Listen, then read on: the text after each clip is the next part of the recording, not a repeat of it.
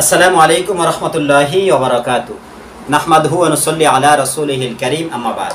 আশা করি সকলে ভালো আছেন। আমি ভালো আছি আলহামদুলিল্লাহ। মুহররম মাস আসছে, শিয়াদের ঈদ। হায় হোসাইন বলে তারা আত্মচিৎকার দিবে, তারা ছুরি দিয়ে চাকু দিয়ে নিজের শরীরকে ক্ষত বিক্ষত করবে, রক্ত ঝরাবে, রাজপথ গরম করবে স্লোগান দিয়ে। এই একদিন বাস হয়ে গেল। হোসাইন রাদিয়াল্লাহু তাআলা আনহুর ভালোবাসা, মহাব্বত উপচে পড়লো, আলী রাদিয়াল্লাহু তাআলার ভালোবাসা তারা প্রকাশ করলো এই বছরে একদিন। এটাই কি ভালোবাসার নমুনা? ভালোবাসা তো বছরে একদিন প্রকাশ পায় না, ভালোবাসা তো প্রতিনিয়ত। আমি যাকে ভালোবাসবো তার কাজ কর্ম, তার আমল, এটা তো আমার কাছে প্রতিনিয়ত আমার কাছে ভালো লাগবে। আমি তো তাকে প্রতিদিন স্মরণ করব। প্রেমিক তো প্রেমিকাকে, অর্থাৎ প্রেমাস্পদ একজন প্রেমিক তো তার প্রেমিকাকে প্রতিনিয়ত স্মরণ করে। যারা আল্লাহর প্রেমিক, যারা আল্লাহর প্রকৃত গোলাম, খাঁটি বান্দা, তারাকে আল্লাহ তাআলাকে ডাকতে, আল্লাহকে স্মরণ করতে তাদের কাছে অত্যন্ত ভালো লাগে, আনন্দ লাগে, স্বাদ লাগে, মজা লাগে, আত্মতৃপ্তি লাগে। হাদিসের মধ্যে এসেছে, ওই যে হাদিসে জিবরাইল আলাইহিস সালাম রাসূলুল্লাহকে প্রশ্ন করলেন, মাল ইহসান ইয়া রাসূলুল্লাহ, ইহসান কি? রাসূলুল্লাহ সাল্লাল্লাহু আলাইহি ওয়াসাল্লাম বললেন, আনতা আবুদাল্লাহ কাআন্নাকা তারাহু ফা ইল্লাম তাকুন তারাহু ফা ইন্নাহু ইয়ারা। যে তুমি আল্লাহর ইবাদত এমন ভাবে করো যে মনে হয় যেন আল্লাহ তাআলা তুমি আল্লাহকে দেখতেছো। যদি এতটুকু সম্ভব না হয় তাহলে অন্ততপক্ষে এটা মনে করো যে তুমি আল্লাহকে না দেখলে কি হবে, আল্লাহ তো তোমাকে দেখছে। এটা হচ্ছে ইহসান।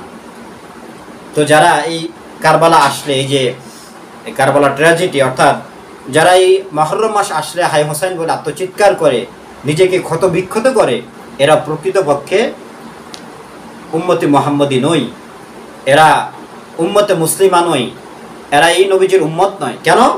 কারণ হচ্ছে সহিহ বুখারীর কিতাবুল জানায়েজের মধ্যে এসেছে, ক্বালা রাসূলুল্লাহি সাল্লাল্লাহু আলাইহি ওয়াসাল্লাম, লাইসা মিন্না মান দারাবাল খুদুদা ওয়া শাক্কাল জুয়ুবা ওয়া দাআ বিদাওয়াল জাহিলিয়া। অর্থাৎ যে ব্যক্তি দুঃখে সুখে চেহারার মধ্যে চপেটাঘাত করে, চেহারার মধ্যে চর মারে, চপেটাঘাত করে, এবং জামার বুক ছিঁড়ে ফেলে, এবং তারা জাহিলি যুগের ন্যায় আত্মচিৎকার করে, বিলাপ করে, এরা আমাদের দলভুক্ত নয়, এরা আমাদের উম্মত নয়। অতএব রাসূলুল্লাহ সাল্লাল্লাহু আলাইহি ওয়াসাল্লামের সহিহ বুখারীর হাদিস 1297 নম্বর হাদিস। এই হাদিসের দ্বারা আমরা এটাই বুঝতে পারলাম যে এই শিয়া জাতি বা যে কেউ হোক না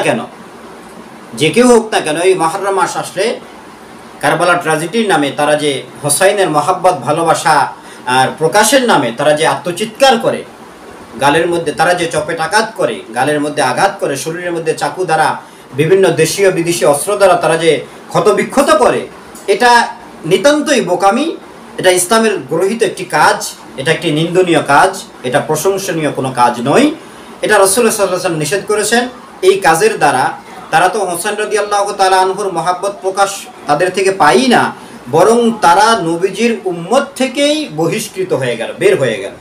অতএব যারা এই সমস্ত কর্মকাণ্ডের সাথে জড়িত, আমরা বলবো যে এগুলো মূলত মহাব্বত নয়, ভালোবাসা নয়, এগুলো নিতান্তই বোকামি, ভ্রষ্টতা। আমাদেরকে অবশ্যই এই ধরনের ভ্রষ্টতা থেকে বের হয়ে আসতে হবে।